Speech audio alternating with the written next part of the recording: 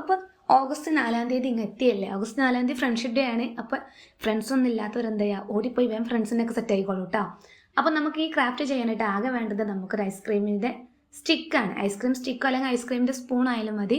അത് ഓടിപ്പോയി കടയിൽ പോയി വാങ്ങുക, ഐസ്ക്രീം തിന്നുക, ആ ബോട്ടിലും കാര്യങ്ങളൊക്കെ കണ്ട് ഒഴിവാക്കുക, ദെൻ സ്പൂൺ എടുക്കുക, നമ്മുടെ ഇഷ്ടപ്പെട്ട ആളുടെ പേര്, നമ്മൾക്ക് ആർക്കാണ്, ഞാൻ എൻ്റെ ഹസ്ബൻഡിൻ്റെ പേരാണ് കേട്ടോ എഴുതി ചേർത്തത്.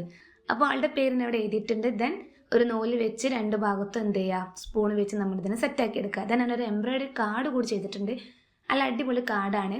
ജസ്റ്റ് നൂല് വെച്ച് അങ്ങോട്ടോ ഇങ്ങോട്ടോ ഒന്ന് വലിച്ചു കൊടുത്താൽ നമ്മുടെ എംബ്രോയിഡറി കാർഡ് റെഡിയായി. നിങ്ങൾ വിചാരിക്കും ഇത്ര സിമ്പിളാണെന്ന്, കുറച്ച് കഷ്ടപ്പാടും കേട്ടോ.